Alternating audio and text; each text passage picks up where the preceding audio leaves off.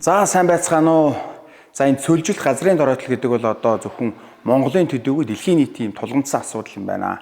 За манай жишээ нь одоо 76%-аас дээш газар нутаг нь одоо цөлжилтийн байдалтай байдаг юм байна. Энэ бол маш их тоо. Тэгэхээр мэдээж энэ цөлжилтийн эсрэг ногоо ирээдүй гэсэн энэ сайхан санаачлагыг бол тухайн салбар яам, орон нутгийн засахархаа гэдэг эдгээр байгууллагууд нь оройлон оролцох нь зөв боловч иргэд бид бол зөв алхам хийж санал санаачлаг гаргах нь бол хамгийн том эерэг үр дүн гаргадаг үйл хэрэг юм байна. Тэгэхээр 2018 оноос нь оюутлогын компани санаачлаад одоо тухайн салбар яам, орон нутгатайгаа хамтраад энэхүү цөлжилтийн эсрэг ногоо ирээдүй гэсэн энэхүү эрдэмтний баг хурлыг ажил болгон зохион байгуулад явж байгаа юм байна. Тэгэхээр одоо энэ жилийн хувьд болохоор 9 сарын 13 зохион байгуулагдах энэ эрдэмтний баг хуралд за манайхан бас өөрсдийн зүгээс оролцоогоо оруулаад нэг алхам тийм ээ.